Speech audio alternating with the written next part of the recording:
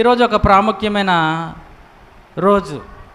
ఈరోజు ప్రాముఖ్యమైన రోజు ఏంటండి? అది ఏంటే? Mother's Day. అంటే తెలుగులో చెప్పండి. తల్లుల దినోత్సవము. తల్లుల దినోత్సవం అంటే ఈరోజు ప్రపంచవ్యాప్తంగా తల్లులకి ఒక గుర్తింపు ఇచ్చారు. ఈరోజు తల్లుల రోజు. ఈరోజు ఏ రోజు అంట? తల్లుల రోజు. మరి ఈరోజు ఈ తల్లుల గురించి దేవుడు తన గ్రంథంలో ఏ విధంగా కొన్ని మాటలు తెలియజేసాడో వాక్యం నుంచి మనం నేర్చుకుందాం. లోకము దేవునికి ఇచ్చిన స్థానం ఎటువంటిదంటే, లోకము దేవునికి ఇచ్చిన స్థానం తల్లి, తండ్రి, గురువు. ఇది ఎవరిచ్చిన స్థానం తెలుసండి? లోకం. ఎవరంట? తల్లి అంట ముందు, తర్వాత తండ్రి అంట, తర్వాత గురువు. మరి దేవుడేడయ్యా? అవతల పడైనా అంతే. తల్లిని మించిన దైవం లేదయ్యా అన్నారు. కనుక లోకము ఈ తల్లికి మొదటి స్థానం ఇచ్చింది, రెండవ స్థానం తండ్రికి ఇచ్చింది, మూడవ స్థానం గురువు గారికి అంటే టీచర్లకి, ఉపాధ్యాయులకి, మనకు బోధించే వాళ్ళకి ఇచ్చింది. దేవుడిని మాత్రం పక్కకి పెట్టేసింది. కానీ ఈ సృష్టిలో మళ్ళా జాతకనాలి, ఈ లోకంలోనేమో మనుషులు దేవుడికేమో చివరి స్థానం ఇచ్చారు, 4వ స్థానం. బహుమతి ఉండదు. అలా బహుమతులు ఎన్ని ఉంటాయండి? ఫస్ట్, సెకండ్, థర్డ్, 3 ఉంటాయి సాధారణంగా. అసలు బహుమతులు ఎక్కడ పెట్టినా ఫస్ట్, సెకండ్, థర్డ్, ఈ 3 తర్వాత ఉంటాయి. కానీ పెద్ద లెక్క ఉండవు. First, second, third important. అసలు దేవుణ్ణి తల్లి, తండ్రి, గురువు 3 ఇచ్చేసారు. మరి దేవుడు అంటే బహుమతి లేనాడు అని దేవుణ్ణి లెక్కలేని వాడుగా పక్కకు పడేసింది. కానీ ఈ సృష్టిలో దేవుడు ఈ మనుషులకి ఏ స్థానం ఇచ్చాడో తెలుసండి? చూడండి ఒకసారి, ఎంత గొప్ప దేవుడో చూడండి. ఈ మనుషులు దేవుడిని ఎక్కడ పడేస్తే దేవుడేమో చూడండి ఎంత గొప్ప ప్రేమముడు. యాకోబు రాసిన పత్రిక, యాకోబు గారు రాసిన పత్రిక 1వ అధ్యాయము, యాకోబు గారు రాసిన పత్రిక 1వ అధ్యాయము 18వ వచనం. ఆయన తాను సృష్టించిన వాటిలో చూడండి, మనము ప్రథమ ఫలము. మళ్ళీ ఆ మాట, దేవుడు సృష్టించిన ఈ సృష్టిలో మనం ఎవరమో తెలుసండి? ప్రథమ ఫలం అంటే మొదటివారు. మనం ఎవరంటండి? మొదటివారిగా మనల్ని పుట్టించి సృష్టిలో ఈ యావత్తు సృష్టిని దేవుడు మనిషి పాదాల దగ్గర పడితే మనిషి ఎదిగి పెద్దోడయ్యి జ్ఞానం తెచ్చుకుని దేవుడిని ఎక్కడ పెట్టాడండి? చివరిని పెట్టాడు. నీకు బహుమతి లేదు, మాకు మొదట తల్లే, తర్వాత తండ్రి, తర్వాత గురువే, నువ్వు ఉండేలా పో అన్నారంతే. మరి దేవుడు గుండె ఎంత పగిలిపోద్దండి, ఎంత వేదనగా ఉంటుంది ఏంటి? నీ తల్లే, నీ తండ్రే, ఊళ్ళో ఉన్న వాళ్ళు అందరికంటే బాగా చదువుకోవాలని చదివించి, నా కొడుకు మంచి ఇల్లు ఉన్న ఇల్లు కట్టించి, అందరికంటే మంచి బట్టలు వేయాలి, మంచి బైకులు చేసి, నిన్ను బాగా వాళ్ళు తినకపోయినా, బట్టలు కొనిచ్చకపోయినా, వాళ్ళకి ఏమి లేకపోయినా అన్నీ చూసిన తర్వాత నువ్వు పెద్దవాడే ఉద్యోగం సంపాదించి లక్షలు సంపాదిస్తున్న తర్వాత ఏంటి మీ తల్లిదండ్రులకి గెంటేస్తావు అనుకోండి, అంటే అసలు ఇంట్లో ఉండదు పండు అన్నారు అనుకోండి, ఎలా ఉంటుందండి? పండు అవతల పండి, ముసలి ఏంటి ఎక్కడ దొక్కుతున్నారేంటి, ఎక్కడ తుమ్ముతున్నారేంటి, ఏంటి ముసలి మొక్కలేంటి పండి అన్నాడు అనుకోండి, వాళ్ళు ఎంత కుమిలిపోతారండి, ఎంత వేదన చెందుతారు. గమనించారా? దేవుడు కూడానండి అంత వేదనలో ఉన్నాడు తెలుసా. నేను ఈ సృష్టిలో ఈ మనుషులను ప్రథములుగా, శ్రేష్ఠులుగా, మొదటివారుగా నేను కలిగి చేస్తే కంటే ఈ దౌర్భాగ్యులు, ఈ దుష్టులు నన్ను ఎక్కడ పడేశారు? చివరి స్థానంలో పడేశారు. ముందంటే తల్లికి ఇచ్చారు, తండ్రికి ఇచ్చారు, గురువుకి ఇచ్చారు, నన్ను మాత్రం చూసారా? ఇది అది లోకజ్ఞానం. తల్లి, తండ్రి, గురువు అది లోకజ్ఞానం. ఎందుకంటే వాళ్ళకి దేవుడు అవసరం లేదు. అసలు బైబిల్లో దేవుడు మొదటి స్థానం ఎవరిదో తెలుసండి? మొదటి స్థానం ఎవరిదో తెలుసా? ఎవరిదో మొదటిది? దేవుడు. ఎవరండి? మొదట దేవుడు, తర్వాత రెండోది తండ్రి. తెలుసా మీకు? మన బైబిల్లో దేవుడిచ్చిన క్రమం మొదటి, ఆ క్రమం మీకు ఎక్కడ తెలుస్తుంది అంటే ఆదికాండంకి వచ్చేయండి. ఆదికాండ గ్రంథము అక్కడికి వస్తే ఆదాముని దేవుడు తనతో మాట్లాడుతూ ఏం చెప్పాడో చూడండి. అక్కడ ఒక మాట, 3వ అధ్యాయము ఆదికాండ గ్రంథము 3వ అధ్యాయము 9వ వచనం చూస్తే,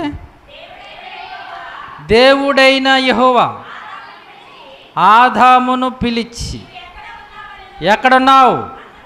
అందుకతడు, నేను తోటలో నీ స్వరము వినినప్పుడు దిగంబరిగా నుంటిని కనుక భయపడి దాగుకుంటిని అన్నప్పుడు, అందుకు ఆయన, నీకు దిగంబరవని నీకు తెలిపిన వాడెవడు? నీవు తినకూడదని నేను నీకు ఆజ్ఞాపించిన వృక్ష ఫలములు తింటివా అని అడిగాను. అందుకు ఆదాము, నాతో నుండుటకు నీవు నాకు ఇచ్చిన ఈ స్త్రీయే నాకు ఇచ్చింది. అంటే మొదటగా దేవుడు ఆదాముని చేశాడు. మొదటిగా దేవుడు ఎవరు చేశాడు? ఆదాము చేశాడు. ఆదాము నుంచి ఎవరు చేశాడు? అవ్వని, స్త్రీని చేశాడు. వీళ్ళిద్దరి నుంచి ఎవరు చేశాడు? పిల్లల్ని, మనుషుల్ని, పిల్లలు. అంటే మొట్టమొదటిగా మనుషులు ఇవ్వవలసిన స్థానం ఎవరికంటే అండి? ఎవరికి? దేవుడికి. మొట్టమొదటి స్థానం ఇవ్వాల్సింది ఎవరికి తెలుసా? దేవుడికి ఇవ్వాలి. తర్వాత స్థానం ఎవరిదంటే అండి? తండ్రిది. తర్వాత స్థానం తల్లిది. అందుకని మన కొరింథీయులకు రాసిన పత్రికలో కూడా తీయద్దు. కొరింథీయులకు రాసిన పత్రికలో కూడా అపోస్తలుడు పౌలు గారు కూడా అక్కడ చెప్తున్న మాట ఏంటంటే, చాలా సందర్భాల్లో ఏంటి, శిరస్సు దేవుడు ఎవరనంటే దేవుడు, ఆ తర్వాత యేసుక్రీస్తు, తర్వాత పురుషుడు, తర్వాత స్త్రీ. ఆ క్రమం కొరింథీయులకు రాసిన పత్రికలో ఉంటుంది. మొట్టమొదటిగా దేవుడు, దాని కింద నుంచి పైకి వెళ్తుంటాడు. స్త్రీకి శిరస్సు పురుషుడు, పురుషుకి శిరస్సుడు క్రీస్తు, క్రీస్తుకు శిరస్సు దేవుడు అని పైకి వెళ్ళాడు కింద నుంచి. అంటే మొట్టమొదటి ఎవరన్నమాట? దేవుడండి. మొట్టమొదటి ఎవరు? దేవుడు, తర్వాత పురుషుడు, తర్వాత స్త్రీ. ఇది దేవుడు తనకి ఆయన గ్రంథంలో ఇచ్చిన క్రమం అండి. కానీ ఈ మనుషులు దేవుడిని ఏం చేశారు? చివర పడేసి ఎవరిని పెట్టారు? మొట్టమొదట ఎవరిని పెట్టారండి? తల్లిని పెట్టారు. తల్లిని పెట్టి ఈరోజు ఆ తల్లికి ఒక వందనం చేశారు. ఏంటి ఆ వందనం? మదర్స్ డే అనేటారు అండి. ఈరోజు తల్లికి వందనం చేశారు. ఏంటి, దేవుడేమి తల్లినేమి తక్కువ చేశాడా బైబిల్లో? చేయలేదండి. తెలుసా మీకు? ఈరోజు మన వాక్యం నుంచి నేర్చుకుందాం. దేవుడండి తల్లిని ఏం తక్కువ చేయలే, తండ్రిని ఏం తక్కువ చేయలే. ఈ తల్లిదండ్రులకి బిడ్డలనిచ్చి ఆ బిడ్డలను ఏ విధంగా చూసుకోమని చెప్పాడో ఈ గ్రంథంలో నిజంగా మొట్టమొదటిగా చెప్పింది దేవుడేనండి. తల్లిని తక్కువ చేయలేదు, తండ్రిని తక్కువ చేయలేదు. కానీ ఈ మనుషులే దేవుడిని తక్కువ చేసేసారు. ఈ మనుషులే దేవుడిని ఏం చేశారు? తక్కువ చేసి లెక్క లేనివాడుగా, బహుమతి లేనివాడుగా ఏంటి దేవుడిని పక్కకి పెట్టేశారండి. అందుకే దేవుడు చాలా బాధపడుతుంటాడు. ఇదేంటి, నేను ప్రథములుగా చేశానే, జ్యేష్ఠులుగా చేశానే, మొదటి వారుగా చేశానే, వీళ్ళు కనీస జ్ఞానం లేదేంటని ఆయన బాధపడుతున్న బాధ మనకు బాగా తెలుసు. ఆకాశం ఆలకించుము, భూమి చెవియొగ్గు. నేను పిల్లలను పెంచి ఎంత గొప్పవారుగా తెలుసా? ఈ సృష్టి అంతటిలో వారే ప్రథములుగా నేను సృష్టిస్తే వాళ్ళకి ఏమిచ్చారు తెలుసా? ఆకాశమా నాకు ఏమిచ్చారు తెలుసు వాళ్ళు? నేను లెక్కలేనంట, 4వ బహుమతి నాకు. భూమి చెవియొగ్గు, నీ దగ్గర తిరుగుతున్నారు కదా వీళ్ళంతా, ఈ పిల్లలు, వాళ్ళు నాకు ఎక్కడ పెట్టారు తెలుసు? నన్ను చివరిని పెట్టారు అని తన హృదయంలో ఉన్న వేదాన్ని బట్టి ఆయన ఆకాశంతోనూ భూమితో తన బాధను చెప్పుకుంటున్నాడండి. చూడండి ఎలా ఉంది చూసారా? అంటే నీ తల్లిదండ్రులు నువ్వు తరిమేసినప్పుడు నేను గొప్పడైపోయిన తర్వాత ఈ బాధ ఎవరు చెప్పుకుంటారు? ఊళ్ళో వాళ్ళకి చెప్పుకున్నట్టుగా ఉంది. ఊళ్ళో వాళ్ళకి వెళ్ళి, ఇదిగోండి నా కొడుకుని ఎంత బాగా చూశానండి, ఇప్పుడు నా కొడుకులా తమరేశారండి, ఇగో నా కూతురు ఇలా తమరేసిందండి, వాళ్ళని ఎంత బాగా పెంచానండి, ఎంత బాగా చదివించానండి, ఎంత బంగారం కొనానండి, ఎన్ని స్థలం కొనానండి, పొలాలకు అన్నీ వాళ్ళకే కదండి. ఈరోజు చూశారండి ముసలిలో ఏమైనా మనల్ని గెంటేశారండి అని ఎలాగైతే తల్లిదండ్రులు వెళ్ళి పక్కోళ్ళు చెప్పుకుంటారో, మన కన్న తండ్రిని దేవుడు ఎవరు చెప్పుకుంటున్నాడంటే? పిల్లలు లేరు వినేవాళ్ళు. ఇప్పుడు ఎవరు చెప్పుకుంటున్నాడు?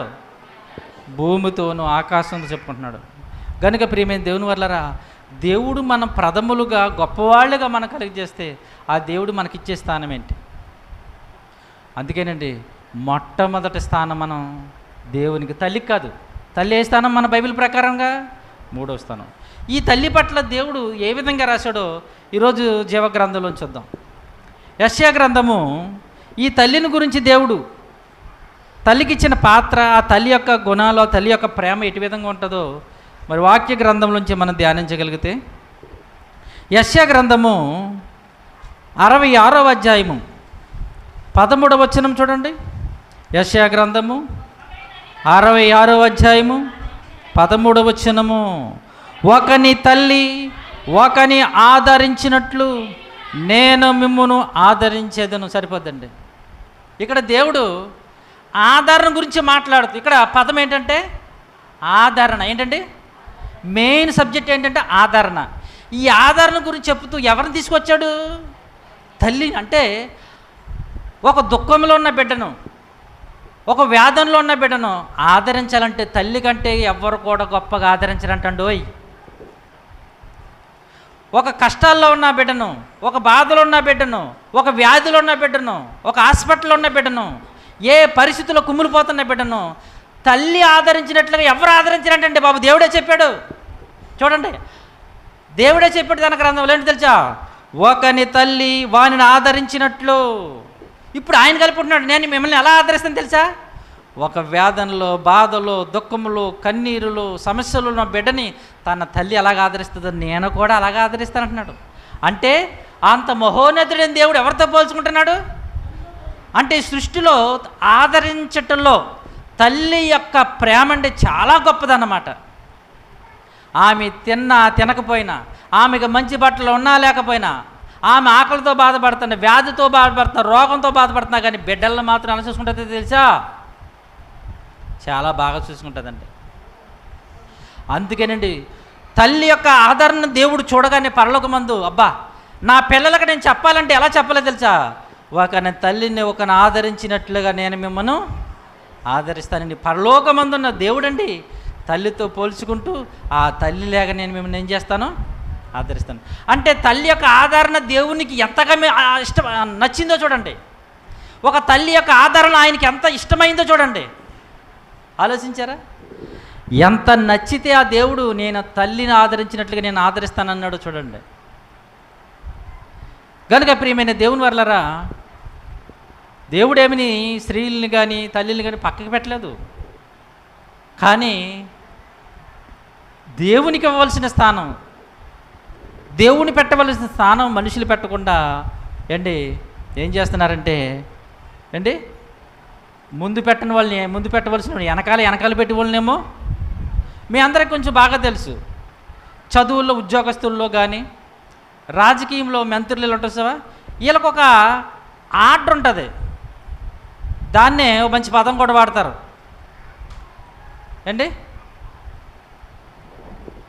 ప్రధానమంత్రి ఉన్నాడు అనుకోండి, ముఖ్యమంత్రి రాగానే ఏం చేయాలి?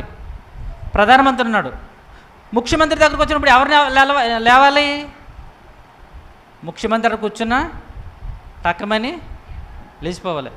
ముఖ్యమంత్రి వస్తున్నాడు అనుకోండి, కలెక్టర్ ఉన్నాడు అనుకోండి, ఏం చేయాలి? ఇప్పుడు అక్కడ కలెక్టర్ లేచిపోవాలి. అధికారుల్లో పెద్ద అధికారి వచ్చినప్పుడు చిన్న అధికారి ఏం చేస్తూ ఉంటాడు? కలెక్టర్ గారు వచ్చారనుకో మండలాఫీస్కి, ఎంఆర్ఓ ఏం చేస్తాడు? ఆయన లేచి కలెక్టర్ గారు వస్తున్నారండి. ఎంఆర్ఓ గారు వస్తున్నారు, మనం ఏం చేస్తాం? అయ్యో ఎంఆర్ఓ గారు వస్తున్నారు, మనం మునిగిపోతుంటాం కదా. ఈ క్రమం చూసారు మీరు? ఎంఆర్ఓ వస్తే మనం వణుకుపోతాం, కలెక్టర్ గారు వస్తే ఎంఆర్ఓ గారు వణుకుపోతాడు, ముఖ్యమంత్రి గారు వస్తే కలెక్టర్ గారు వణుకుపోతాడు, ప్రధానమంత్రి వస్తే ముఖ్యమంత్రి వణుకుపోతూ ఉంటాడు. తెలుసా మీకు? ఎందుకంటే పెద్ద హోదా. ఇది ఒక క్రమం. ఇది మీటింగ్ పెట్టినప్పుడు ఈ క్రమం ప్రకారంగానే సీట్లు వేస్తారు. ప్రధానమంత్రి అక్కడ కూర్చోవాలి, ముఖ్యమంత్రి అక్కడ ఉండాలి, మంత్రులు ఎక్కడ ఉండాలి, కలెక్టర్లు ఎక్కడ ఉండాలి, ఆర్డర్ ఉంటుందండి వీళ్ళకి. ఎలా మట్టుగా ఉండదు. సపోజ్ ఎవరికి ఇవ్వవలసిన హోదాలకు ఇవ్వలేదనుకోండి, అక్కడ మేనేజ్మెంట్ చేసి వాళ్ళు వెంటనే సస్పెండ్ చేస్తారు. తెలుసా మీకు? ఎవరికి ఇవ్వవలసిన, దాన్ని ఏమంటారో పదం నాకు రావట్లేదు, ఫోటోక్రాలు, అబ్బా మంచి పదం. ఎవరికి ఇవ్వాల్సిన పదం హోదాలకు ఇవ్వలేదో అక్కడ ఆ మేనేజ్మెంట్ చేసిన వాళ్ళు దెబ్బ తొలగించేస్తారు.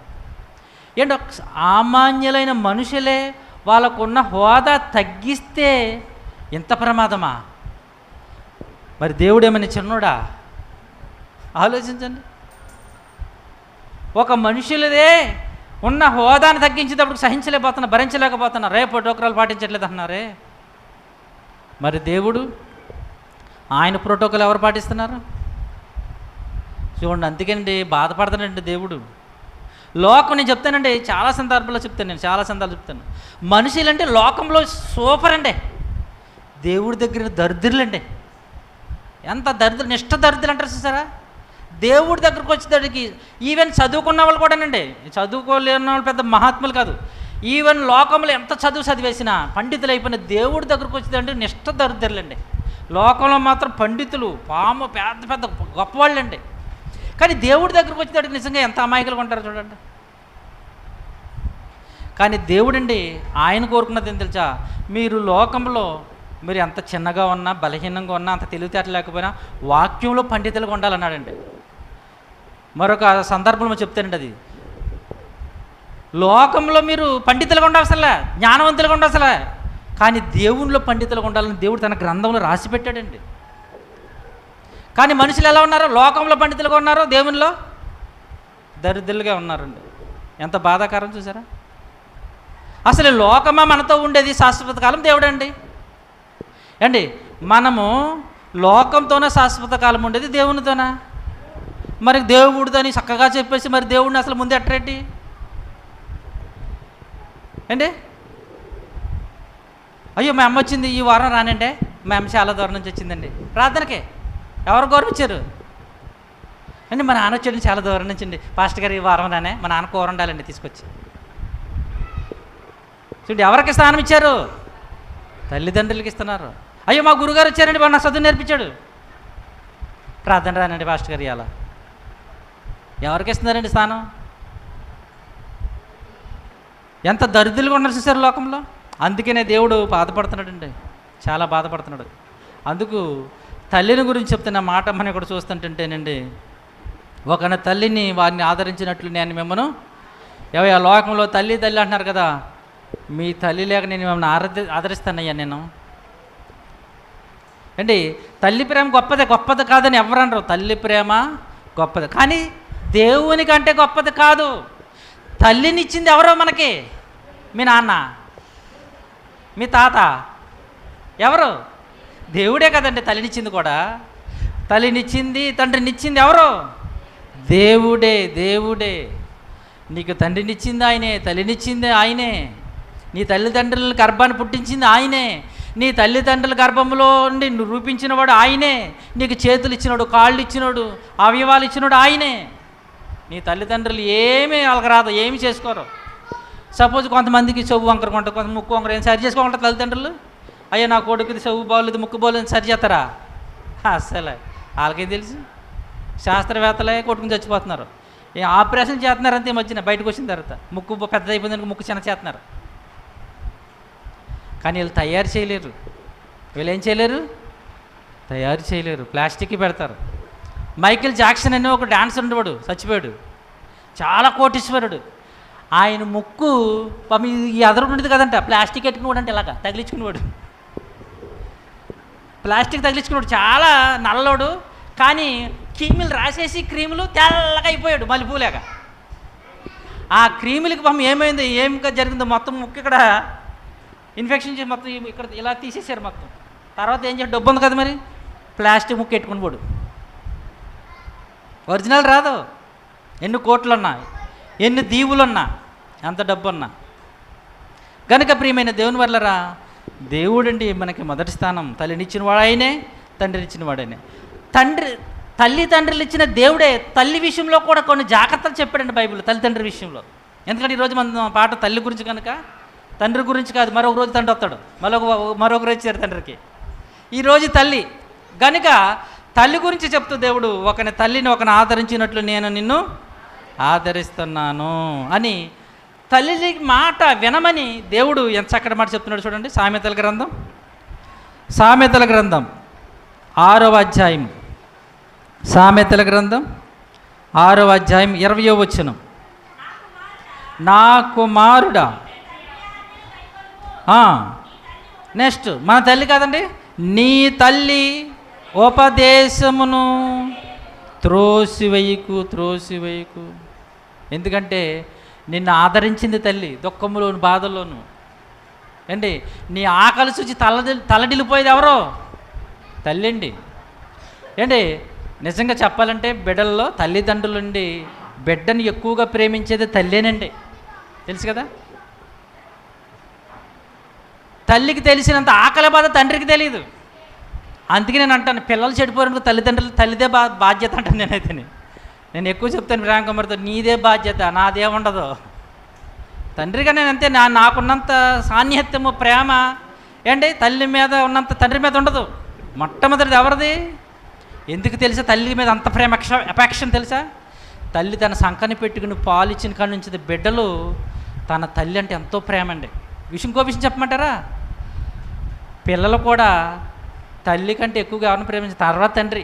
ఏదో ఐ లవ్ యూ డాడీ అంటారు తప్ప తర్వాత, కానీ ముందు తల్లినే ప్రేమిస్తారు. తెలుసా మీకు? మళ్ళీ ఏమాత్రం ఐ లవ్ యూ డాడీ అన్నపోతే మనకు బాధపడతారని నాన్న నేను వంటి ఇష్టం అంటారు. కానీ మొట్టమొదటిగా మనం ఎక్కువగా ప్రేమించేది ఎవరినో తెలుసా? తల్లినేనండి.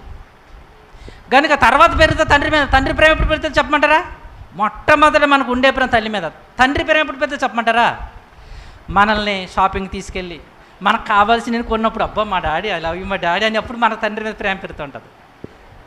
కనుక తల్లి తన సంకని పెట్టుకుని పాలు ఇచ్చి తన ఆకలికి తలడల్లిపోయి కంగారు పడిపోయి, నా బిడ్డకు పాలు లేవని ఎంతో బాధపడుతుంది. ఇవన్నీ పిల్లలు బిడ్డోడు గమనిస్తుంటాడు.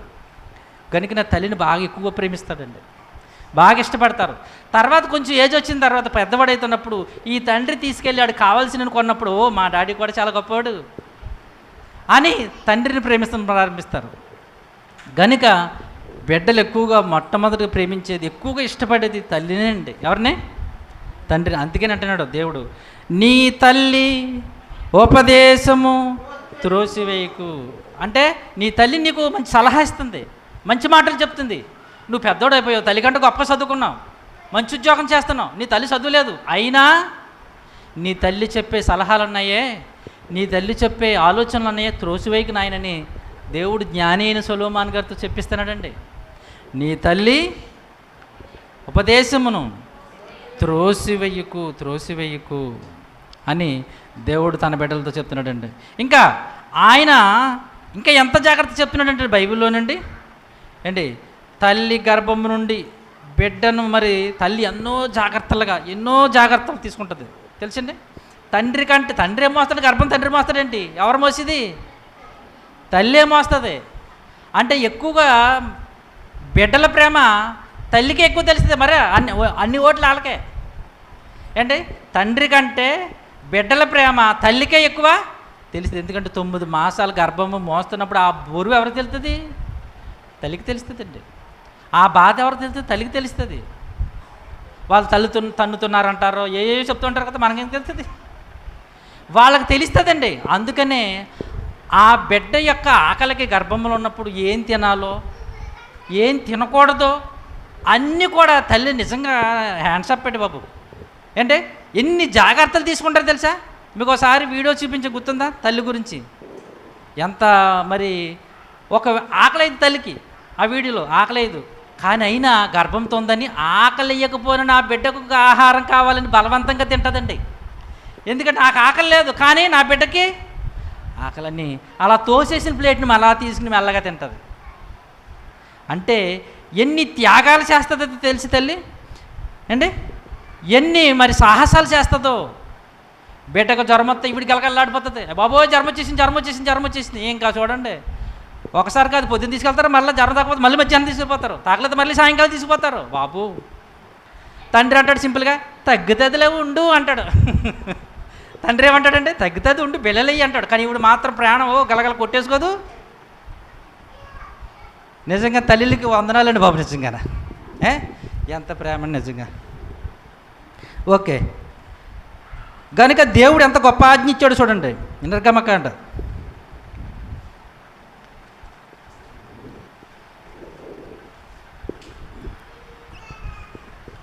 32 నిర్గమకాండం నిజంగా ఇంత గారాభం కొలుచుకునే తల్లిదండ్రుల గురించి దేవుడు ఎంత గొప్ప దేవుడు అండి. చూడండి 20వ అధ్యాయము. ఆయన ఇచ్చిన 10 ఆజ్ఞలో, మన 10 ఆజ్ఞలు అంటే పాత నిబంధనలు ఎంతో ప్రాముఖ్యమైనవి. ఆ 10 ఆజ్ఞలో దేవుడండి తన తల్లిదండ్రుల కోసం ఎంత జాగ్రత్త చెప్తున్నాడు చూడండి. 12వ వచనం, నీ దేవుడైన యెహోవా నీకు అనుగ్రహించు దేశంలో, చూడండి అక్కడ ఎంత మంచి మాట పాడాడు, నీవు దీర్ఘాయుష్మంతుడు వగునట్లు, నీవు దీర్ఘాయుష్మంతుడు అంటే నువ్వు చక్కని ఆయుష్తో ఆరోగ్యంతో నువ్వు బ్రతకాలంటే నీ తండ్రిని నీ తల్లిని సన్మానించు. ఏం చేయాలంట? దేవుడు అంటే చూడండి, వీళ్ళని తప్పు చేశాడా? తక్కువ చేశాడు దేవుడు తల్లిదండ్రుల్ని. మనుషులే తక్కువ చేశారు దేవుణ్ణి. కానీ దేవుడు చూడండి బాబు, ఆయన కలిగి చేసిన, ఆయన సృష్టించిన, ఆయన ఇచ్చిన అండి ఏ గర్భాలను పెట్టాడు మనల్ని, ఆ తల్లిదండ్రులు మాత్రం తక్కువ చేయలేదు. ఆయన ఎంతగా నేనే దేవుడైన యెహోవానని ఎంత గొప్పగా చెప్పుకున్నాడో, ఆ దేవుడే తల్లిదండ్రుల గురించి కూడా చెబుతూ నీ తల్లిని నీ తండ్రిని నువ్వేం చేయాలి తెలుసా? సన్మానించు. నీ తల్లి ఎలా చూస్తుందో నీకు తెలియదు. చిన్నప్పుడు ఎంతగా నలిగిపోద్దో, ఎంతగా పోషిస్తుందో, ఎంతగా పెంచుదో నీకు తెలీదు. నాయన అది నాకు తెలుసు. ఎందుకంటే ఒకరిని తల్లి ఒకరిని ఆదరించినట్లే తల్లి యొక్క ప్రేమ బిడ్డలపై నేను చూశాను. ఆమె ఎంత అల్లాడిపోద్దో, ఎంత కంగారు పడిపోద్దో నాకు తెలుసు. కనుక నీవు దీర్ఘాయుష్మంతుడు వగినట్లు నీ తండ్రిని తల్లిని సన్మానించు. ఏం చేయాలి తెలుసా? వారి మాట సన్మానించడం అంటే ఇంకో విషయం తెలుసండి. చాలామందికి సన్మానం అంటేనే వాళ్ళకు 2 కుర్చీలేసి దండలేయటం సాలు గొప్పం అనుకున్నారు. లోకం అదే చేసింది. సన్మానం అంటే ఏం చేసింది తెలుసండి? 2 కుర్చీలేసి వాళ్ళకి 2 సాలువలు కప్పి 2 దండలేయటం అనుకున్నారు. కాదు, వాళ్ళ మాట వినటం. బైబిల్లో సన్మానం గురించి ఏం చెప్పింది తెలుసా? మాట వినాలి. ఏం చేయాలండి? వాళ్ళ మాట. తల్లిదండ్రులు ఎప్పుడు మనం చెడిపోవాలని కోరుకోరండి. అంటే 100లో ఒకరు ఉంటారులేండి, 99% ఎవరు కూడా తల్లిదండ్రులు బిడ్డలు చెడిపోవాలని కోరుకోరు. ఎవరో ఒకరు ఉంటారు అతల్యలు అంటే వాళ్ళు. తెలుసు కదా మీకు, ఒకసారి చెప్పాం. అతల్య బిడ్డలు చెడిపోవాలని కోరుకుంది ఆవిడ. అలాంటి వాళ్ళు ఎవరో ఉంటారు 100కి. కానీ 99% ఎవరు కూడా తన బిడ్డలు చెడిపోవాలని కోరుకోరు. వాళ్ళు బాగుపడాలి, గొప్పవాళ్ళ వాళ్ళ సమాజంలో ఉన్నతంగా బ్రతకాలని తల్లిదండ్రి కోరుకుంటారు. అందుకనే దేవుడు అంటున్నాడు, అయ్యా ఇంత గొప్పగా మీకోసం ఆలోచించే తల్లిదండ్రులు ఉన్నారే, నీవు భూమి మీద దీర్ఘాయుష్మంతుడు అవ్వాలంటే నీ తల్లిని నీ తండ్రిని నువ్వేం చేయ తెలుసా? సన్మానించాలి. వారి మాటను వాళ్ళు చెప్పింది త్రోసివేయకు. ఏమన్నాడండి? వాళ్ళు చెప్పిన మాట త్రోసివేయకు. చాలామంది బిడ్డలండి, యవన బిడ్డలు ఉంటారు, ఒరే నాయన ఎలాగంటే చెప్పేవులే పెద్ద అంటారు. అది చెప్పేశావు నువ్వు అని పాపం తల్లి యొక్క మాట త్రోసివేసి వెళ్ళిపోతారు. అలా తోసి వెళ్ళిపోతే ఎంత ప్రమాదం తెలుసండి? అది కూడా రాశాడు బైబిల్ గ్రంథంలో. ఒకసారి చూద్దామా? సామెతల గ్రంథం 30వ అధ్యాయం. చాలా ప్రమాదం అంటే బాబు. అందుకే కొన్ని సందర్భాల్లో నుండి నిజంగా మన తల్లిదండ్రులు గౌరవించక వాళ్ళని నెగ్లెక్ట్ పెట్టడం వల్ల మన జీవితంలో కొన్ని కష్టాలు నష్టాలు ఎదుర్కొంటాం. అది దేవుడి గ్రంథం అందరూ రాసి పెట్టేశాడండి. అంటే వాళ్ళకి నేను అంటానండి, వాళ్ళకి నువ్వు పెట్టకపోయినానంటే వాళ్ళని సింహాసనాలు ఎక్కించకపోయినానంటే వాళ్ళని బాధ పెట్టకుండా ఉంటే సరిపోద్ది అనిపిస్తుంది నాకు. వాళ్ళని తోలు వేయకుండా ఉంటే సరిపోద్ది. మన టీవీల్లో యూట్యూబ్లో చూస్తాం. నా బిడ్డ కోసం ఎన్నో సంపాదించానండి, నన్ను రోడ్డు వదిలేసిపెట్టి వెళ్ళిపోయారండి. అయ్యా నాకు అనాథాశ్రమంలో పడేసి నేను అక్కడ బతుకుతున్నాయ్యా, నన్ను రోడ్డు మీద వెళ్ళిపోయి ఎన్నో సాక్ష్యాలు మనం వింటుంటాం, ఎన్నో మాటలు వింటుంటాం. మన జీవితంలో కొన్ని తెచ్చుకునే బాధలు ఉన్నాయే, కష్టాలు ఉన్నాయే, ఇక్కడ రాస్తున్నాడండి. నిజంగా అప్పుడు మనం అనిపిస్తాం, మనకు తెలియదు. కొన్ని మనకు వచ్చే కష్టాలంటే మనకు తెలియదు. మనం అనుకుంటాము జనరల్గా వెళ్ళిపోతున్నాయి కదా, సహజంగా వెళ్ళిపోతున్నాయి అనుకుంటాం. కానీ దేవుడు వీటన్నిటిని రాసుకుంటాడండి. రాసుకుని వీడు పలానా సమయాన్ని ఇది చేశాడు, ఈమె పలానా సమయాన్ని ఇలా చేసిందని అన్నిటి లెక్కలు చేసుకుని పరిపూర్ణమైన తర్వాత వెంటనే ఇవ్వడు కదా దేవుడు. ఎవరికైనా శిక్ష ఇవ్వాలంటే ఆ పాపము ఏమివ్వాలంట? పండాలి, అప్పుడు ఇస్తాడంట. చూడండి, ఇదే విషయాన్ని చెప్తూ 30వ అధ్యాయము సామెతల గ్రంథం 17వ వచనం అందరూ కూడా తీసుకోవాలి. మరి చిన్న బిడ్డలేంటి, యవన బిడ్డలేంటి, అందరూ కూడా 30వ అధ్యాయము 17వ వచనం చూడండి. ప్రియమైన దేవుని వారలారా, తండ్రిని అపహసించి, తల్లి మాట విననొల్లని వాని కన్ను, లోయ కాకులు పీకును, పక్షిరాజు పిల్లలు. అమ్మో, ఎంత కఠినమైన మాట అండి. ఏంటి, దేవుడు ఎంత సీరియసా? తల్లిదండ్రులను పట్టించుకోకుండా, వాళ్ళ మాట వినకుండా చెప్పొచ్చారులే. మీ మాట వినేదేంటి? నా కాళ్ళు చేతుల్లో నేను పనిచేసిన బతకగలను, ఉద్యోగం చేసిన బతకగలను అని ఈ తల్లిదండ్రులు నిర్లక్ష్యం చేసి, అపహాస్యం చేసి, వాళ్ళు బుద్ధి చెప్తుంటే వినకుండా వెళ్ళిపోయిన పరిస్థితి ఎలా ఉంటుందని చెప్పాడు తెలుసండి.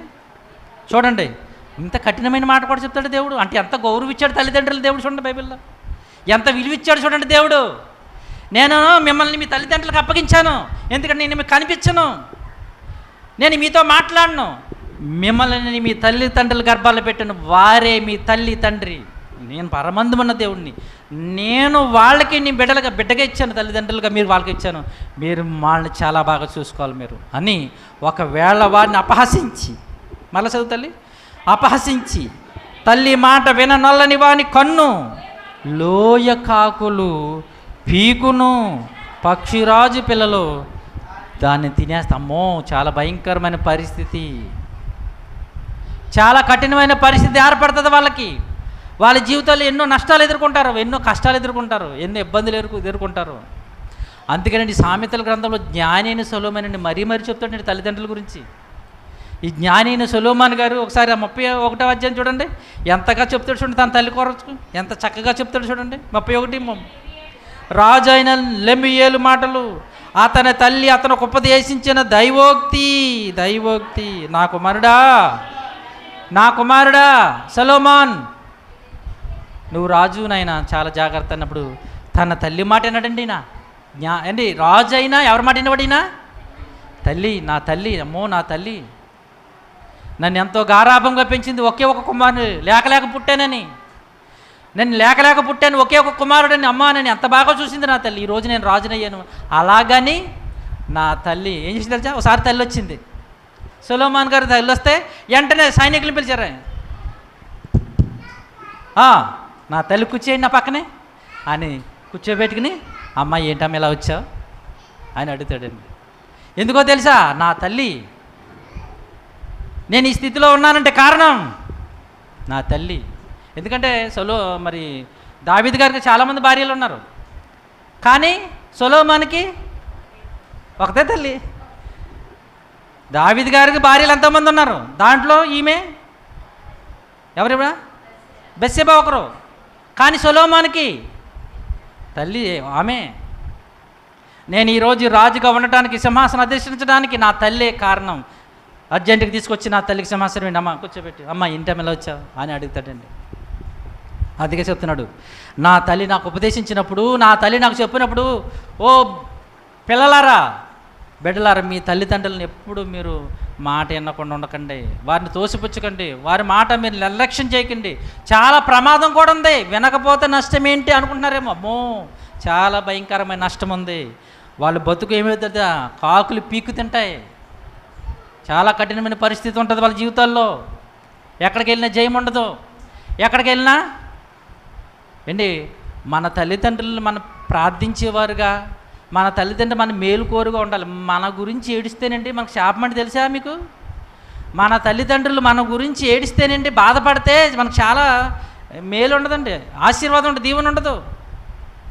ఎన్నో సాక్ష్యాలు కూడా మన అనేక మంది దైవశాఖలు చెప్పారండి. నా తల్లిదండ్రులు ప్రార్థిస్తుంటే, మీకు తెలిసి రాజాని సన్నిధి సాక్ష్యం విన్నారా?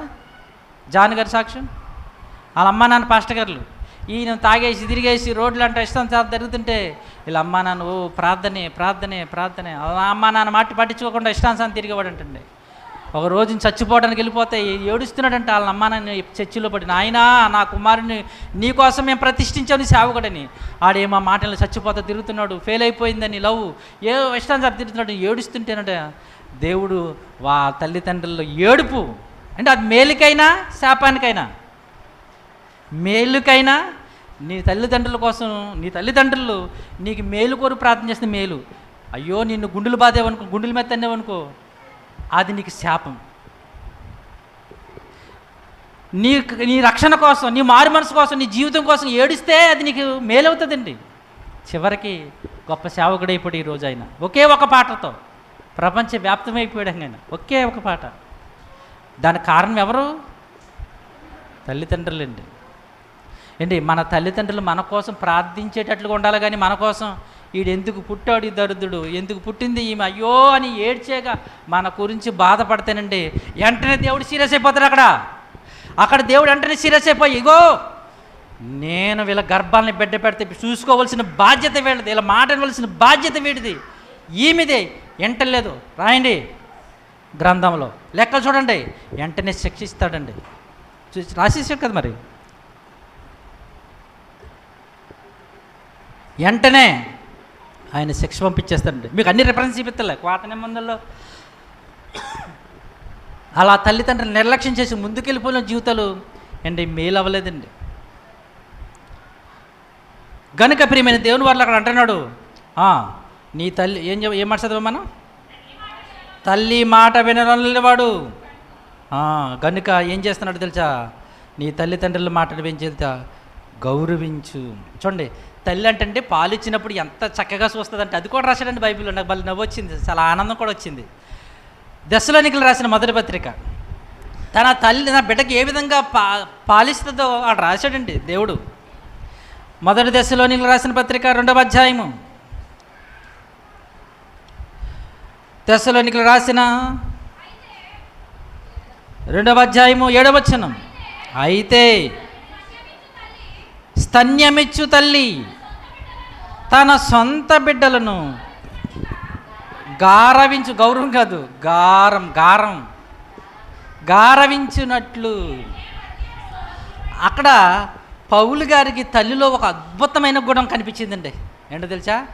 తల్లి అంట బిడ్డకి పాలు ఇచ్చినప్పుడు చాలా గారం, నాన్న చిట్టు కొండే, నాన్న బంగారపు కొండే అని అంటే ఆడు ఏడుస్తున్న ఆడు సవర్ చేసి చక్కగా పాలట్టిస్తుంది అంటండి, చాలా ప్రేమగానంటండి. అది పౌలు గారు చూసి అంటున్నాడు, ఒక తల్లి తన స్థానమిచ్చి బిడ్డను ఏ విధంగా గారవిస్తూ తన ఆహారాన్ని పెడుతుందో, గోరుమెద్దలు తినిపిస్తూ, రే ఇది తినరా, చూడు ఎదుగు, అడు చూడు, అక్కడ చూడు, సూర్యుడు చూడు, ఆ చంద్రుడు చూడు అని ఏదోదో చూపిస్తూ ఆడికి ఆకలి తీరుస్తుందండి. ఆకలి వీళ్ళు వాడికి తెలియదు, కానీ ఆకలి ఆడికి అన్నం తినకపోతే వాడికి బలం ఉంటుందని తల్లి నిజంగా ఎంత గారావిస్తూ పెడుతుందో చూడండి. అది పౌలు గారు రాస్తూ, అయ్యా నేను కూడా, ఇంకా ఆ సందర్భం అంత కాదు కనుక, అంటే తల్లి తన బిడ్డకు ఆహారం పెట్టడంలో చాలా గారం.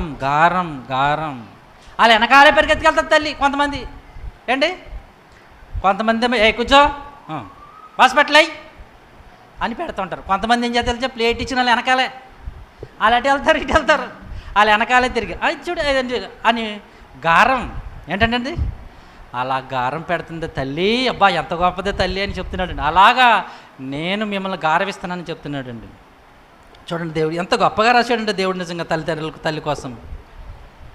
అంత మాత్రమే కాదండి, తల్లి ప్రసవ వేదన పడినప్పుడు అండి ఇంకా ఇది కూడా రాశాడండి. తన బిడ్డను ప్రసవించినప్పుడు నిజంగా ఎంత వేదన పొందుతుందో, బాధ పొందుతుందో, బిడ్డ పుట్టగానే అంటే ఆ బాధ అంతా మర్చిపోద్ది అంటండి. యోహాను సువార్త 16వ అధ్యాయము, దేవుడు ఏది విడిచిపెట్టలేదు తల్లి కోసం, అన్నీ రాసి పెట్టేశాడండి బాబు. యోహాను సువార్త 16వ అధ్యాయం 21వ వచనం ఒక్కసారి చూడండి. ప్రభువారు చెప్తున్నారు ఇక్కడ, అందరూ తీసుకోవాలి. స్త్రీ ప్రసవించినప్పుడు ఆమె గడియ వచ్చెను గనుక ఆమె వేదన పడును. బిడ్డ కంటున్నప్పుడు తల్లి వేదన నిజంగా చాలా శాస్త్రవేత్తలే ఆశ్చర్యపోతున్నారు. ఎందుకంటే ఈ యొక్క ఎమ్ముకుంటా చూడండి, వెనకాల ఎమ్ముకంటే చాలా భయంకరమైన నొప్పి వచ్చేస్తుంది అంటండి. కానీ బాబు నిజంగా తన బిడ్డను కనటానికి ఎంత వేదన పడుతుందో, అయితే ఆ వేదన అంతంటండి, అయితే బిడ్డ పుట్టగానే తన 9 నెలల గర్భంలో ఉన్న బిడ్డ పుట్టగానే తనకున్న బాధ అంతా మర్చిపోద్ది అంటండి, వేదనంతా మర్చిపోద్దంట. చూసారా, తన బిడ్డ కోసం ఎంత నొప్పులైనా, ఎంత బాధ అయినా, ఎంత వేదనైనా ఎందరో తల్లులు కొడుపుకొని చేసుకుంటున్నారు ఏంటి, ఎంత ప్రసవ వేదన పడుతున్నారు. ఇవన్నీ ఎందుకు? బిడ్డ మీద ప్రేమ ఎవరి మీదండి? అందుకే చెప్తున్నాడు, అయ్యా ఒక తల్లి ఎంతగా ప్రేమిస్తుందంటే నిజంగాను ఆవిడ పుట్టగానే లోకమందు నరుడు ఒకడు కుమారుడు పుట్టాడు, కుమార్తె పుట్టిందని సంతోషము చేత, అప్పుడు దాకా వేదన, బాబోయ్ నొప్పిలేంటి, బాబోయ్ బాధ ఏంటని ఏడుస్తున్న తల్లి అంటే నేను బిడ్డ పుట్టగానంట సంతోషము చేత ఆమె ఆ వేదన అంతా మర్చిపోద్ది, జ్ఞాపకం రాదంటండి. కనుక ప్రియమైన బిడ్డలారా, తల్లి మన కోసం పడుతున్న బాధను నిజంగా మనం జ్ఞాపకం చేసుకోవాలి. ఇదే విషయాన్ని పౌలు గారు కూడా సువార్త విషయంలో ఇదే మాట పాడాడండి. సువార్త ప్రకటించడానికి నేను ఎలా బాధపడుతున్నాను తెలుసా? గలతీయులకు రాసిన పత్రిక 4వ అధ్యాయం 19వ వచనం. నేను సువార్త ప్రకటిస్తున్నాను కదా, మీకు ఎలా ప్రకటిస్తున్నాను తెలుసా? నా పిల్లలారా, క్రీస్తు యొక్క స్వరూపము మీ యందు ఏర్పడి వరకు మీ విషయమై, చూడండి ఆ మాట అండి, మీ విషయమై మరలా ప్రసవ వేదన, నేను ప్రసవ వేదన పడుతున్నాను అంటున్నాడు. ఈయనకి ప్రసవ వేదన ఏంటి? నేను ఆడోడా ఏంటండి ఈయన? అంటే ఒక బిడ్డన కంఠంలో, ఒక బిడ్డని జన్మనివ్వటంలో చాలా వేదన ఉంటుంది, చాలా బాధ ఉంటుంది, అది వర్ణనీతీతం. అందుకనే ఇక్కడ పౌలు గారు ఆ తల్లి వేదనని, ప్రసవ వేదన జ్ఞాపకం చేసుకుంటూ, అయ్యా మీరు క్రీస్తు యొక్క స్వరూపం రావడానికి ఒక తల్లి ఎలాగైతే ప్రసవ వేదన పడుతుందో అలా పడుతున్నానయ్యా మీరు కోసం అంటున్నాడు. చూసారా ఎవరిని జ్ఞాపకం చేసుకున్నాడు? తల్లి ప్రసవ వేదన కంటే ప్రసవ వేదన ఇంకా వేరేది ఏది కూడా అంత కఠినమైనది లేదు.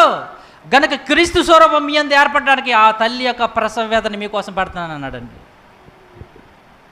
కనుక ప్రియమైన దేవుని వర్లరా, తల్లిదండ్రులను మనం గౌరవించాలి, వాళ్ళని ప్రేమించాలి, వారి మాట మనము వినాలనే దేవుడు ఈ జీవగ్రంథంలో చాలా చెప్పాడండి.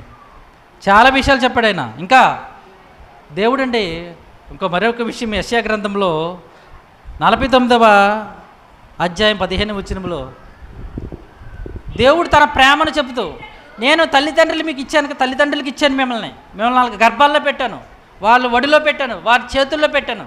చిన్నతనంలో తల్లి అయిన మరచును కానీ నేను నిన్ను. ఇప్పుడు దేవుడండి తల్లి ప్రేమ కంటే గొప్ప ప్రేమ చూపిస్తున్నాడండి. ఇప్పుడు తల్లే ప్రేమ గొప్పది, తల్లి ప్రేమే చాలా ఉన్నతమైనది. అయితే నాయన ఆ తల్లి అయినా ఒక్కోసప్పుడు రాత్రి పడుకున్నప్పుడు బిడ్డ దగ్గర పడుకుంటుంది కదండి, మరిచి పడిపోతారు, కొంత పడుకుంటారు అలసిపోయి. ఆమైనా నిన్ను మరిచిపోయి పడుకుంటుందేమో కానీ నేను మాత్రం నిన్ను. అందుకే మీరు బతుకుంటున్నాం. చాలామంది న్యూస్లో మనం చూస్తుంటాం. కొన్ని సందర్భాల్లోనండి ఇలాగే పడుకుంటూ బెడ్ మీద పడిపోయినప్పుడు బిడ్డలు చనిపోయిన వాళ్ళు చాలామంది ఉన్నారు, తెలుసా మీకు? తల్లి అలా పడుకున్నప్పుడు గమ్మున ఇలాగా ఆ మంచం మీద ఇలా తిరిగినప్పుడు బిడ్డ మీద పడిపోయినప్పుడు చనిపోయిన బిడ్డలు చాలామంది. కానీ దేవుడు అంటండి, ఆ మాట ఇప్పుడు చదవండి, దేవుడు అంటండి, స్త్రీ తన గర్భమును పుట్టిన బిడ్డను మరుచునా? మరవదు, సహజంగా మరదు. ఏంటి బిడ్డను మరుతుందా? మరవదు. ఒక్కవేళ 99లో ఒక్కళ్ళు మరిచినా నేను మిమ్మల్ని మరవను, 100% నేను మరవను. ఒకవేళ 99లో ఒక్కళ్ళన్నా మరుస్తారేమో తల్లి, తన గర్భాన్ని పుట్టిన బిడ్డను మరుస్తుందేమో, కానీ నేను 100% మరవను అసలే. ఎంత గొప్పగా మనల్ని ప్రేమిస్తున్నాడు చూడండి దేవుడు, మనల్ని ఎంతగా మనల్ని అయినా కాపాడుతున్నాడు చూడండి ప్రేమ దేవుని వల్లరా. అందుకే తల్లిదండ్రుల గర్భాలు నెట్టిన ఆ దేవుణ్ణి, ఆ తల్లిదండ్రుల గర్భాల్లో 9 నెలలు పెరిగి భూమికి వచ్చిన తండ్రిని మనం దేవుడిచ్చిన ఆజ్ఞ ప్రకారం మనం బ్రతికితేనండి నిజంగా నేను ఉంటానండి, నిజంగా మన తల్లిదండ్రుల విషయం చాలా నిర్లక్ష్యం చేస్తాం మనం కదా, చాలా ఏడిపిస్తామండి. కానీ వాక్యం చదివినప్పుడు చాలా బాధ అనిపిస్తుంది. ఈ దేవుడు ఎంత కోసం రాసేసావు, మాకేదో కోపం వచ్చి మాకేదో బాధ వచ్చి తల్లిదండ్రులను తిడతాము, దూషిస్తాము. కానీ నాయన నువ్వేమో చాలా సీరియస్గా చెప్పేస్తున్నావు, చాలా వార్నింగ్ కూడా ఇస్తున్నావు, చాలా కఠినమైన తీర్పులు కూడా ఇచ్చేస్తున్నావు నాయన. ఆయన నిజంగా ఎందుకంటే మన తల్లిదండ్రులు మన పుట్టకముందే మనల్ని అందరినీ తన గర్భంలోంచి పంపించిన దేవుడు తల్లి ఎలా ఉంటుందో, తండ్రి ఎలా ఉంటాడో, వాళ్ళిద్దరి ప్రేమ ఎలా ఉంటుందో ఆయన మనకు తెలియాలని జీవగ్రంథం రాశాడు. ఏంటి ఎంత గొప్ప దేవుడు కదండి. ఏ గ్రంథంలో చూడండి ప్రపంచంలో ప్రపంచంలో తల్లి, ఆ తల్లికి ఉన్న ప్రేమ, ఆ తల్లి గర్భంలో ఉన్నప్పుడు, పాలు విడిచినప్పుడు, పాలు ఇస్తున్నప్పుడు, ఆ బిడ్డకి నేను పెంచుతున్నప్పుడు ఏ విధంగా ఎక్కడుందండి బాబు? ఎక్కడుంది? ఏ గ్రంథంలో ఉంది? అసలే జీవ గ్రంథంలో తప్ప. ఎంత గొప్ప దేవుడు చూడండి, తల్లి గురించి ఎంత చక్కగా రాశాడునండి. కీర్తన గ్రంథము మరొక మాట చూడండి. ఇక్కడ భక్తుడు తన తల్లి పాలు ఇచ్చే సమయంలో చెప్తున్న మాటను గురించి మనం చూస్తుంటే, కీర్తనల గ్రంథము 131 2వ వచనం. కీర్తనల గ్రంథము 131, నేను నా ప్రాణమును నిమ్మలపరుచుకుని ఉన్నాను, సముదాయించుకుని ఉన్నాను. చూడ మాడుచుంది, చనుపాలు విడిచిన పిల్ల తన తల్లి యొద్దనున్నట్లు. చనుపాలు విడిచిన పిల్ల తన తల్లి యొద్ద నుండినట్లు. ఏంటి పిల్లలండి, ఇంకో పిల్లలండి మొట్టమొదటిగా గుర్తుపట్టేసింది ఎవరినో తెలుసా? ఎవరినే? తల్లినే. అందుకని అమ్మ కనిపోతే ఇలా ఎలా చూస్తుంటారు, మా అమ్మ ఏంటి ఎవరిని గుర్తుపరిచిన? తల్లి. చూడు, చన్నుపాలు విడిచిన పిల్ల తన తల్లి యొద్ద ఉన్నట్లు. ఎక్కడున్నా అలాగ చూస్తుంది. ఇది మా అమ్మేది. ఎంతమంది కనిపించినా మా అమ్మేది మొట్టమొదట గుర్తుపెట్టేసింది తల్లినండి. ఎందుకో తెలుసు? చన్నుపాలు విడిచిన పిల్లయున్నట్లు నా ప్రాణము నా యొద్ద నున్నదని. భక్తుడు తల్లి గురించి, తల్లి ప్రేమ గురించి, తల్లి యొద్ద ఉన్న సహవాసాన్ని గురించి, ఆప్యాయత గురించి చెప్తున్నాడండి. అమ్మో, బాల్యములోనే మన తల్లిని గుర్తుపెట్టి, తల్లి కనిపించకపోతే తల్లాడిపోతాం. మరి పెద్ద అయిన తర్వాత ముసలిదాన్ని ఎక్కడున్నావేంటి, వెళ్ళవేంటి అంటారు. చిన్నప్పుడేమో అమ్మ అమ్మ అమ్మ అమ్మ నవ్వు గిలగిలగల కొట్టేసుకుంటారండి, తల్లడిపోతారు అమ్మ అమ్మ అమ్మ అమ్మ. మరి ఏది పెద్ద అయిన తర్వాత ప్రేమ ఎక్కడండి?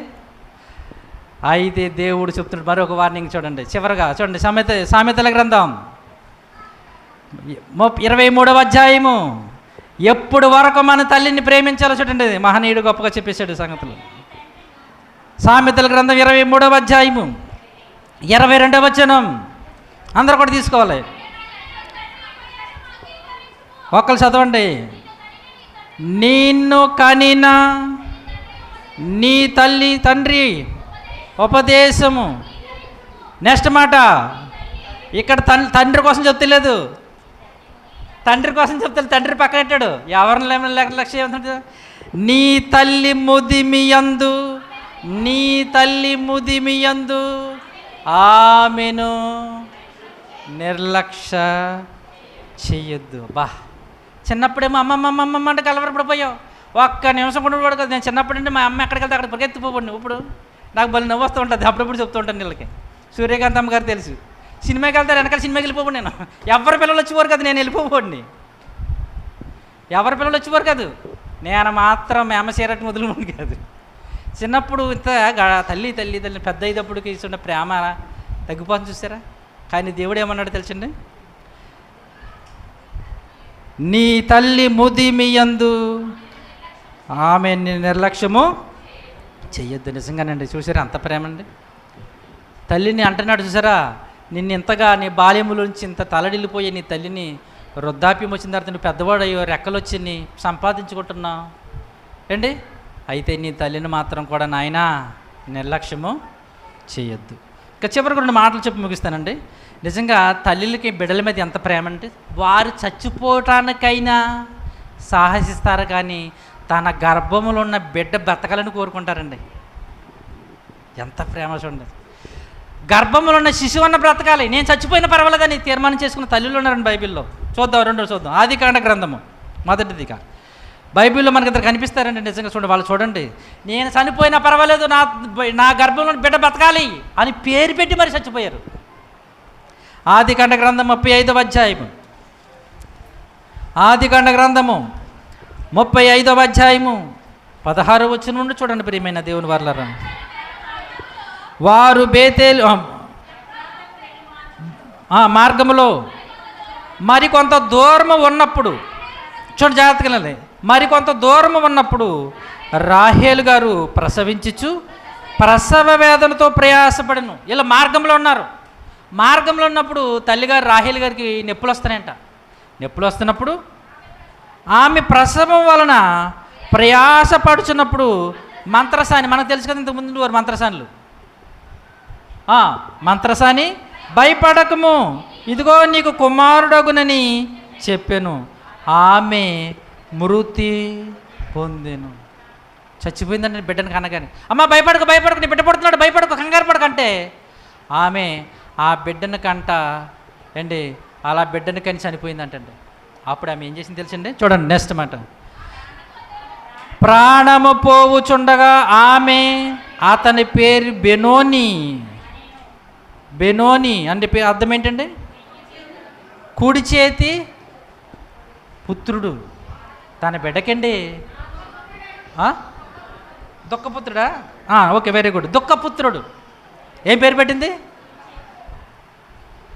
బెనోని అని పేరు పెట్టి అండి ఆమె చనిపోయిందండి. ఎవరో? రాహేలు గారండి. చూడండి ఎంత ప్రేమ. ఆ బిడ్డను అలా చూసుకుని బెనోని అని పేరు పెట్టి కళ్ళు మూసిందండి. చూడండి ఎంత ఏంటి అక్కడ. అంటే తన బిడ్డ బతకాలి, నేను చనిపోయినా పర్వాలేదు, నా బిడ్డ బతకాలి, నా బిడ్డ బతకాలి. నిజంగా ఎంత ప్రేమ అండి బాబు. అంటే తల్లికి బిడ్డల మీద ఎంత ప్రేమ, ఎంత పిచ్చి ఏంటంటే బాబు వీళ్ళకి. మరొక తల్లి చూద్దాం. ఇంక నేను వివరించలేను వీటి గురించి. సమూయేలు గారు రాసిన మొదటి గ్రంథం 4వ అధ్యాయం. సమూయేలు గారు రాసిన మొదటి అధ్యాయము, మొదటి సమూయేలు గ్రంథము 4వ అధ్యాయము 19వ వచనం నుండి. ఏలీ కోడలకు ఫినెహాసు భార్యకు అప్పటికి గర్భము కలిగి కన్నుపొద్దులై ఉండగా, ఈ మాట పరిస్థితి మన వాళ్ళు వాడుతూ ఉంటారు పెద్ద పెద్దవాళ్ళు. కన్నుపొద్దులై ఉండగా అంటే ఇంకా ప్రసవానికి దగ్గరగా, ఇంకా రేపో మాపో అంటారంటారు చూసారా, ఆ కన్నుపొద్దులై ఉండగా దేవుని యొక్క మందసము పట్టబడిననియు ఆమెయు తన మామయు తన పెనిమిటియు చనిపోయిరనియు ఆమె విని నొప్పులు తగిలి మోకాళ్ళ మీదకి కృంగి ప్రసవమాయన. అలా మోకాళ్ళ మీద ఉండి బిడ్డను కండిందంట తల్లి. కంటూ ఆమె మృతి నొందుచుండగా దగ్గర నిలిచిన స్త్రీలు ఆమెతో, అమ్మా భయపడకు భయపడకు, బిడ్డను కంటున్నా భయపడకంటుంటే, నువ్వు కుమారుని కంటివని కానీ ఆమె ప్రత్యుత్తరమియకయు లక్ష్య పెట్టకయు నుండినదై దేవుని మందసం పట్టబడినదని సంగతినివి తన మామయు పెనిమిటియు చనిపోయిన సంగతి తెలుసుకుని ప్రభావము ఇశ్రాయేలీయులలో నుండి పోయినని చెప్పి తన బిడ్డకు ఇకోబోదు అర్థం ఉంది అక్కడ. ప్రభావము. తన బిడ్డకి ఏం పేరు తెలిసిందే? ఇకోబోదు అంటే ప్రభావం అని పేరు పెట్టి చచ్చిపోయిందని అంటున్నారమ్మా. అని భయపడకంటే భయపడిపోతుంది. అంటే మీరు జాగ్రత్తగా ఆ 2 మాటల్లో ఒక మాట వాడారు బిడ్డను కడుతున్నప్పుడు. అంటే మీరు చాలా జాగ్రత్తగా గమనించాలి. ప్రసవ సమయంలో భయపడకూడదన్నమాట. ఈ ప్రసవ దినంలో భయపడటమే. మరి చెల్లి గురించి కూడా నేను విన్నాను, మరి చాలా కంగారు పడిపోయిందండి. ఎవరో కుమార్ నాకు ఈ మాట చదివినప్పుడు ఏంటి 2 సార్లు ఇలా చెప్పారంటే వీళ్ళు, అమ్మ భయపడద్దు, రాహేలమ్మ భయపడద్దు అంటే అక్కడ ఆమె కంగారు పడిపోతుంది. ఇక్కడ ఈమె కూడా ఈ ఫినెహాసు భార్య, అమ్మ భయపడద్దు అంటే ఆ పెనుమిడి చచ్చిపోయాడు అప్పటికే యుద్ధంలో, మామగారు చచ్చిపోయాడని అలా దిగులుతో మోకాళ్ళ మంది బిడ్డను కనేసి ఇకోబోదు అని పేరు చచ్చిపోయింది. అంటే ఈ ప్రసవ సమయంలో భయపడటం అనేది చాలా ప్రమాదం అండి. చాలా ధైర్యంగా ఉండాలన్నమాట. చాలా ధైర్యంగా ఉండాలి. బైబిల్ నిజంగా ఎన్ని గొప్ప జ్ఞాన సంగతులు చెప్తుందండి. కనుక ప్రియమైన దేవుని వల్లరా ఈ సంగతులన్నా మీరు మరి తల్లుల విషయంలో వాళ్ళ బాధ వాళ్ళని చూడకపోయినా బాధ పెట్టొద్దు అంట. నేనైతే వారిని బాధ పెట్టకుండా ముదుము వచ్చే వరకు కనీసం వాళ్ళు మనం చూస్తే వీళ్ళు మనకి ఏం పెట్టకపోయినా మన పరలోకపు తండ్రి ఏమిస్తాడు తెలుసా? దీర్ఘాయువు. ఏంటిస్తాడైనా? దీర్ఘాయువు ఇస్తాడు. కనుక అలా చూసుకుందాం.